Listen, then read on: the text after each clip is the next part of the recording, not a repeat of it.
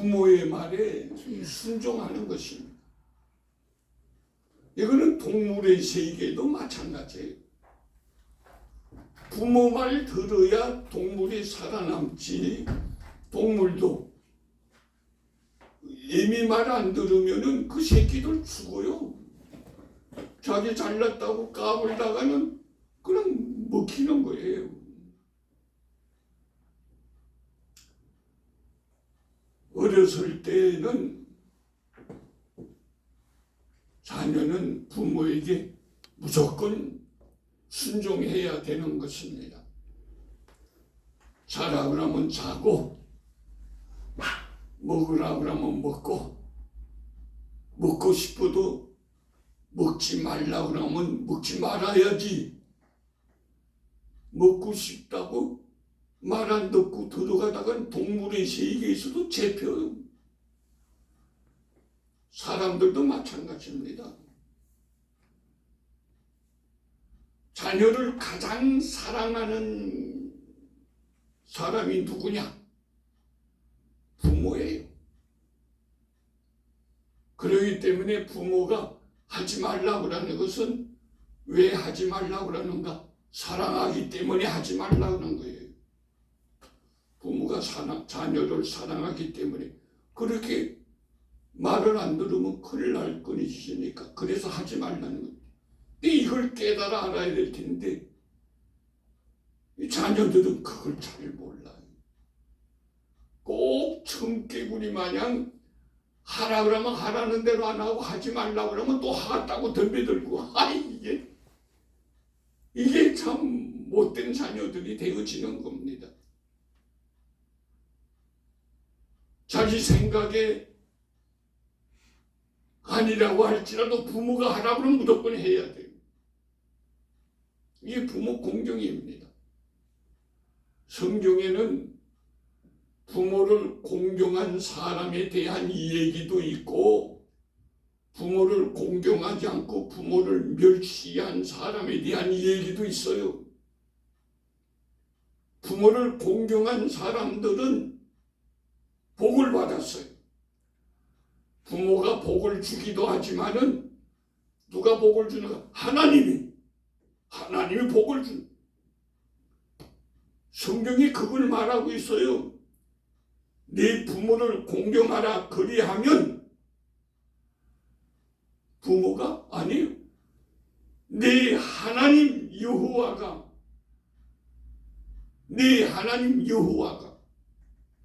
물론 부모를 공경하면 부모도 복을 주지만은 부모가 주는 것이 미비하고 그럴 때는 하나님께서 주시는 복이 있는 것입니다. 부모 공경은 이거는 동물의 세계에도 있는데 하물며 예수를 믿는 이 믿음의 세계에서 하나님의 명령이기에 부모를 공경해야 되는 것입니다. 부모가 못나서도 공경해야 돼요. 잘났으면 물론이고 공경하는 방법이 시대에 따라서 지역에 따라서 문화에 따라서 다르게 나타나기도 하지만 말 듣는 거예요. 부모 말. 내 마음에는 안 들어도 부모가 하라고 하는 것은 나는 이해가 되지 않고 마음에도 안 들어도 부모가 사랑하기 때문에 하라는 거예요. 성경에 보면은 사무엘이라고 하는 사람에 대한 얘기가 있습니다. 그 가정에 한나라고 하는 가정에 사무엘이 참 몇 년 만에 하나 태어났어요. 얼마나 귀한 아들입니까? 그런데 이 한나가 사무엘의 나이가 젖을 뗐을 때 한 6살 정도 됐을 때에 성전에 보내어서 성전에서 엘리 제사장 밑에서 교육을 받도록 보냈습니다. 보낼 때 부모의 마음이 어떻겠습니까? 정말 눈에 넣어도 아프지 않을 정도로 그렇게 귀한 아들 보내놓고 난 다음에 아이고 잘됐다고 그러고 잠잤겠습니까? 그저 눈을 떠도 사무엘, 눈을 감아도 사무엘, 밥을 먹을 때도 사무엘. 아, 내 아들 사무엘이 어떻게 지나나, 이걸 생각하지 않았겠습니까? 엄마를 떠난 사무엘은 어떻습니까? 엄마 품 안에 있을 때는 편안하고 그게 안전했는데 엄마 품을 떠나서 이 성전에 수생활하는 것, 이게 얼마나 힘들었겠어요. 눈을 감아도 엄마 생각, 눈을 떠도 엄마 생각, 무슨 소리만 들리면 엄마 소리가 아닌가. 이 엄마 생각이 얼마나 간절했겠습니까? 그럼에도 불구하고 사무엘은 엄마 말에 순종해서 성전에서 생활하려면 훈련을 받았어요.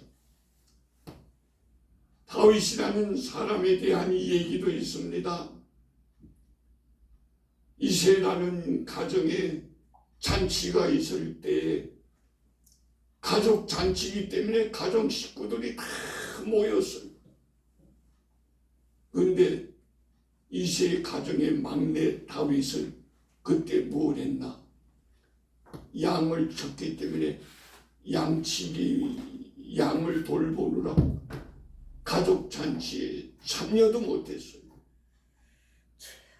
가족 식구 취급도 받지 못했어요. 그럼에도 불구하고 다윗은 아버지를 공경합니다. 이제 좀 성장했을 때 나라에 전쟁이 있어 그 전쟁 상황이 어떤가? 요새 같으면 뭐 그냥 TV로 뭐 이렇게 소식이 전해지고 있지만 옛날에는 그 소식이 전해지지 않는 시대이기 때문에 궁금했어요. 전쟁이 이기고 있나 지고 있나. 그래서 그 전쟁의 상황이 어떤가를 알기 위해서 아버지 이새가 그 막내 다윗의 전쟁터로 신부름을 보냅니다. 야, 전황이 어떤가 좀 보고 오라.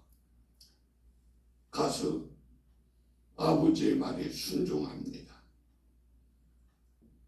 가족 잔치에는 식구 취급도 못 받던 이 다윗이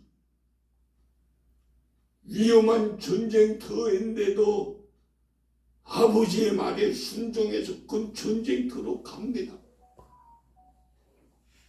가다가 죽을 수도 있고 가서 죽을 수도 있는 위험한 장소 아닙니까? 그때도 순종하고 가요. 왜? 아버지의 명령이 있기에.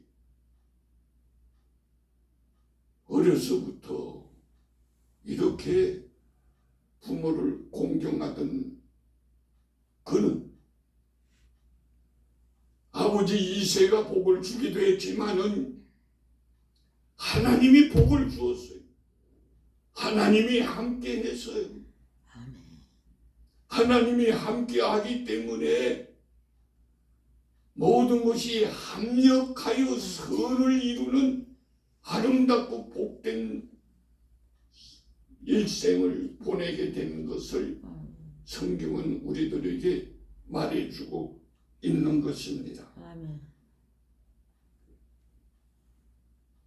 우리는 어렸을 때도 있고 젊었을 때도 있지만은 이제는 노인이 되는 때가 있습니다.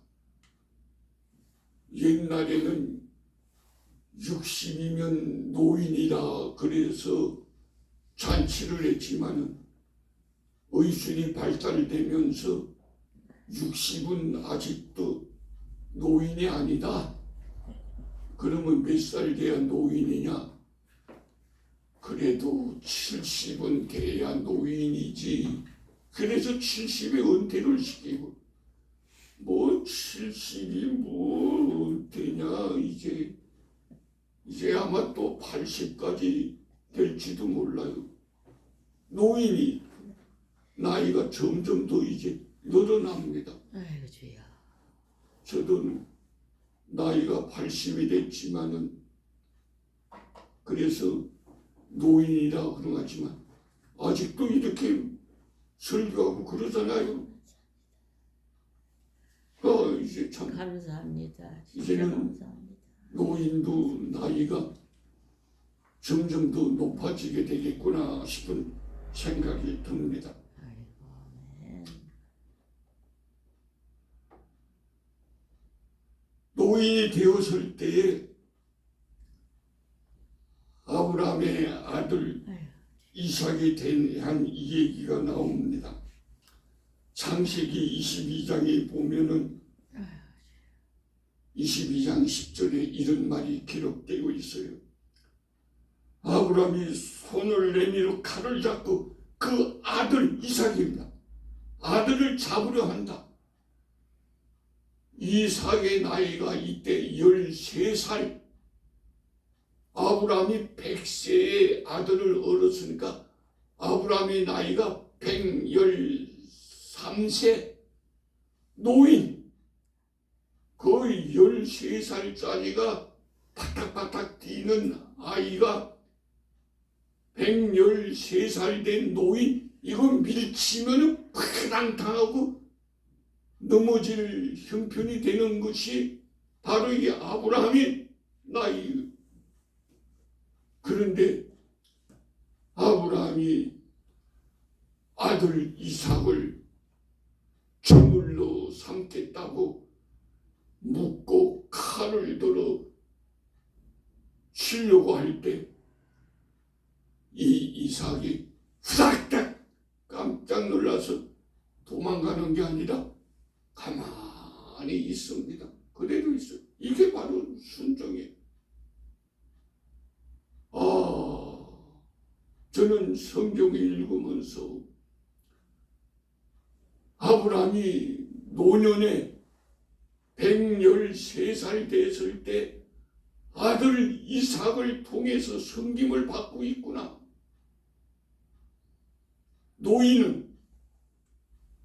노인이 됐을 때는 섬김을 받아야 되는 것입니다. 그것도 다른 사람이 아니라 가족들로부터 섬김을 받아야 되는 거예요. 당연한 겁니다. 성경이 그걸 말해주고 있잖아요. 아멘입니다. 노인이 됐을 때 노인은 섬김을 받는다. 왜? 부모를 공경했기 때문에 그렇습니다.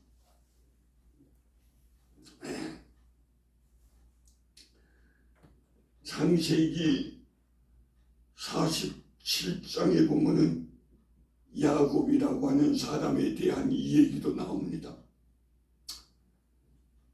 야곱, 이 사람 욕심이 많은 사람이었어요.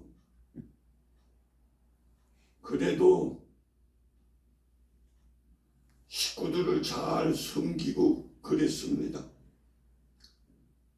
120살의 나이가 되었을 때에 그 식구 가운데서 요셉이라는 아들을 통해서 이 노인 야곱이 섬김을 받습니다. 이스라엘 족속이 애굽 고센 땅에 거주해 거기서 생업을 얻어 생육하고 번성하였더라고 설명해 놓고 있습니다. 자녀는 어떤 환경에서든지 부모를 공경해야 됩니다. 다시 말하면은 부모에게 그냥 굶어 죽지 않을 정도로 먹이나 주는 것이 아니라 최고로 높이는 이런 일을 해야 되는 것입니다.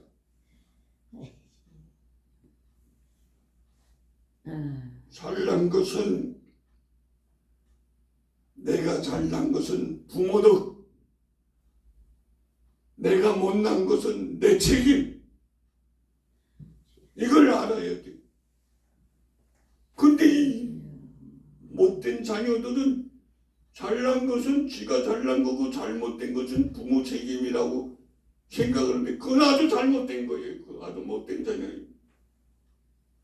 예수 믿는 사람들은 주여, 주여. 잘난 것은 하나님의 은혜요, 부모님의 덕이요. 우리가 지금 이렇게 예배드리는 것도 하나님의 은혜요, 부모의 덕이요. 아멘. 이걸 알아요. 부모가 그래도 내가 그랬지, 내가 열심히 내서 내가 열심히 나왔지, 내가 이건 아니에요.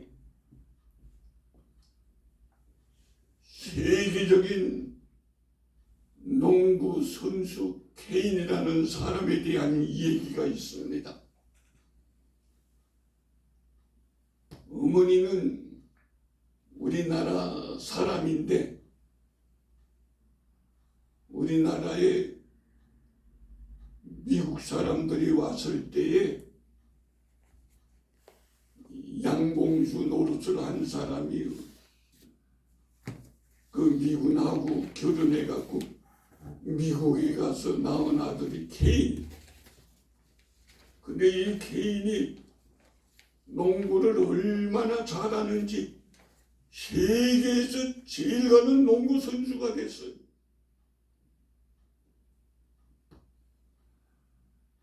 엄마는 이 아들을 양육하기 위해서 미국에서 험하다고 하는 일은 다 합니다. 파출부는 물론이요, 성서부요, 어쨌든 험한 일을 다 하면서 조금씩 모은 돈으로 먹고 살 뿐만 아니라 자녀가 공부하는 데 도움을 줍니다. 그래서 이 케인이 농구 선수가 되는데 세계적인 농구 선수가 됐어요. 하여튼 그 사람보다 농구를 더 잘하는 사람이 없어. 농구 공이 그 사람한테 갔다 그러면 뺏기지 않고 반드시 골을 넣고 하는 그런 유명한 사람이 됐어. 그 사람이 이 얘기를 합니다. 오늘날 내가 나 된 것은 엄마 덕이다. 못난 그 가난한 보잘것없는 엄마, 여보세요. 설신도 나 여기 옆에 한국 여자로서 교회라고 하는데 왔어. 아주 뭐 명예도 없는 그런 사람이었지만 그러나 그는 엄마를 어떻게 잘 섬기는지 몰라요. 이따가 끝나. 응? 부모 공경의 결과는 부모가 기뻐해요. 다른 사람은 몰라도 자녀들이 부모를 공경하면 부모가 기뻐하면서 웃습니다. 뿐만 아니라 하나님께서 복을 줘. 부모가 기뻐하고 하나님께서 복을 주니 아버지. 자기도 기쁜 거예요.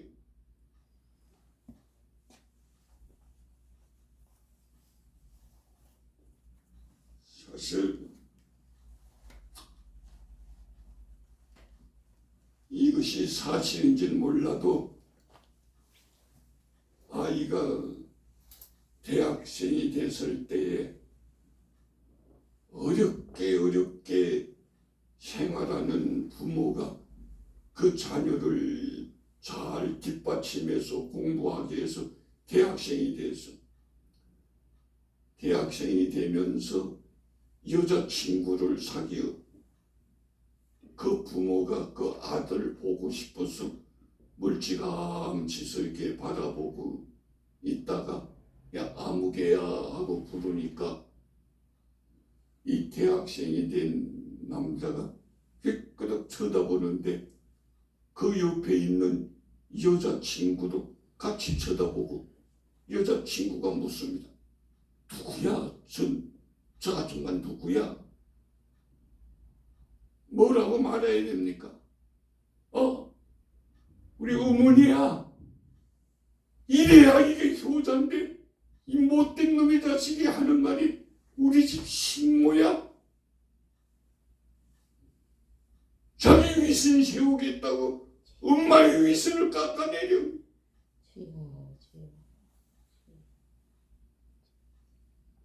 그건 못된 자녀예요. 비록 부모가 못났어도 부모이기에 공경해야 되는 것입니다. 특별히 예수 믿는 우리들은 내가 부모를 공경하면 부모님이 웃고 기뻐할 뿐만 아니라 하나님이 기뻐하면서 하나님께서 복을 준다는 것을 기억하면서 부모는 능력이 없어서 나에게 복을 주지 못한다 할지라도 전능하신 하나님이 나에게 가장 좋은 것으로 복을 준다는 것을 기억하면서 부모 공경의 기회가 있다. 복 받을 수 있는 기회로구나. 아멘. 이런 기회가 얼마나 계속될지는 몰라도 내가 복 받을 수 있는 기회로구나 생각하고 최선을 다해서 부모를 공경하는 것, 이게 마땅한 것 아니겠습니까? 아멘. 이게 하나님의 말씀입니다. 아멘. 약속 있는 말씀입니다. 아멘.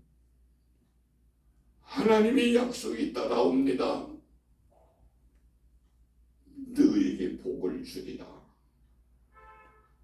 부모 공경하는 자에게 하나님께서 복을 주리라.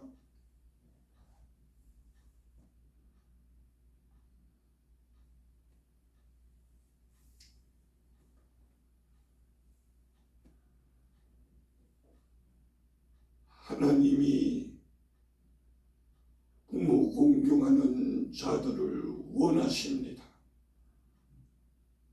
그리고 그런 자들에게 복을 줍니다. 부모도 비록 나는 뒷바라지를 잘 못하고 능력이 없고 못나서도 자녀들로부터 공경받기를 원합니다. 다른 사람은 아무도 나를 공경하지 않아도 내 새끼들은 나를 공경하기를 원하는 것이 이게 부모의 마음인데요. 아멘. 아멘. 자녀들은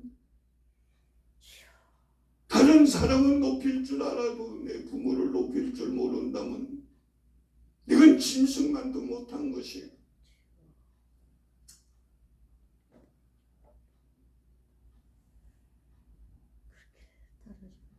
믿음이 사람들은 하나님이 주시는 복을 받아야 되는데 하나님이 약속하신 복,